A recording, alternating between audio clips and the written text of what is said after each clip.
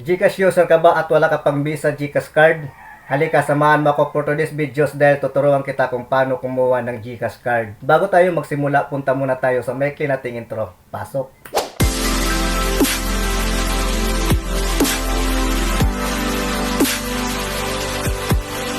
Welcome back to Bones TV channel mga idol. Magandang araw na naman po sa atin lahat mga idol. For today's videos ay ituturo ko sa inyo kung paano kumuha ng Visa GCash card. Yes mga idol, dahil Visa siya mga idol. Nakikita nyo naman, Visa GCash card siya mga idol. So, ibig sabihin mga idol, maaari tayong mag-withdraw kahit saan mga idol. Dahil Visa siya mga idol.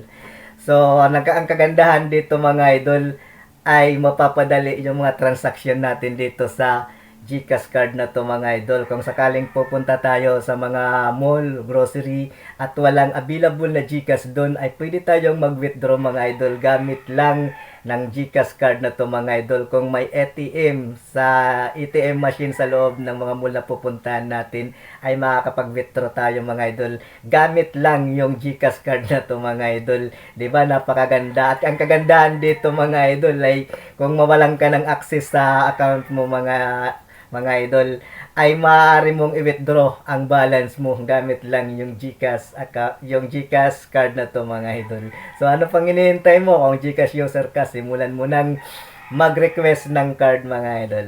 Ayan, napakaganda niya mga idol, 'di ba? Visa, hindi lang siya basta-basta card, kundi Visa card siya mga idol.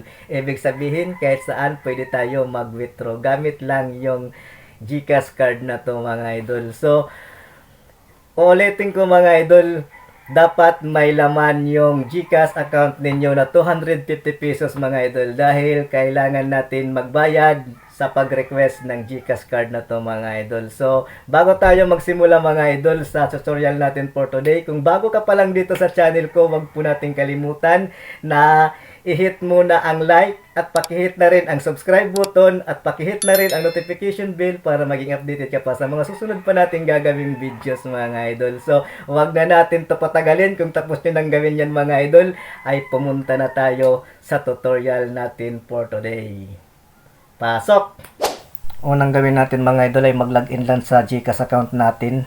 Then, pagkatapos natin mag-login mga idol, hanapin natin itong card mga idol. Ito. Pindutin yan. Then,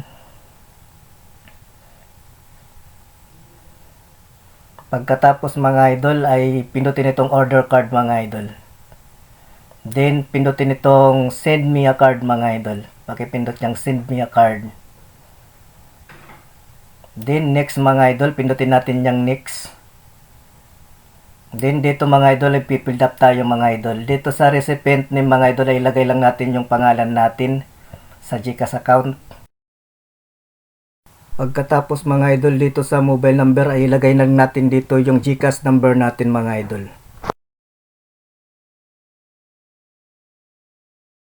Tapos proceed na tayo dito sa delivery address. Ilagay natin yung province natin. Then dito sa city municipality ilagay natin yung city natin. Ayan. Pagkatapos dito naman sa barangay ilagay natin kung anong barangay tayo. Dito naman mga idol sa zip code ay ilagay lang ninyo yung zip code ninyo mga idol, yung sa akin nakalagay na. Kung hindi ninyo alam kung anong zip code kayo mga idol ay i-search lang ninyo sa Google yung lugar ninyo mga idol at makikita ninyo yung zip code ninyo doon kung anong zip code yung lugar ninyo. Dito naman sa house number and street mga idol ay ilagay lang natin yung address natin dito mga idol. Dito naman sa landmark mga idol ay maglagay lang kayo ng palatandaan malapit sa bahay ninyo mga idol. Kung malapit kayo sa palengke, simbahan, o eskwelahan, o chapel, mga puno, o kayo nang bahala mga idol kung anong palatandaan malapit sa bahay ninyo mga idol. Kayo nang bahala dyan maglagay. Pagkatapos mga idol ay pindutin lang itong next. Pagkatapos dito mga idol ay check lang ninyo ng mabuti kung tama ba yung information na ilinagay ninyo mga idol. Kung tama mga idol ay paki-click lang itong checkbox dito sa gilid. Pagkatapos ninyong pindutin itong checkbox sa gilid mga idol ay pindutin natin itong confirm. Tapos dito mga idol ay may babayaran tayong 250 mga idol. Ito yung sinasabi ko kanina. Dapat naka-ready na sa GCash ninyo yan mga idol. Kung ready na yan mga idol ay pindutin na lang itong confirm. So ayan mga idol, proceed na lang natin. Hintayin lang natin mga idol. So, ayan mga idol, order successful. So, hintayin na lang natin mga idol kung kailan darating. Nakadepende yan kung anong area, anong lugar kayo mga idol. Nakalagay naman dito, NCR 4 to 6 business day. Luzon 6 to 8 business days. At Bismen 8 to 10 business day. So, yung sa akin mga idol, 1 week lang dumating na mga idol. So, yun lang mga idol. Maraming salamat. Sana'y nasundan ninyo yung tutorial natin mga idol.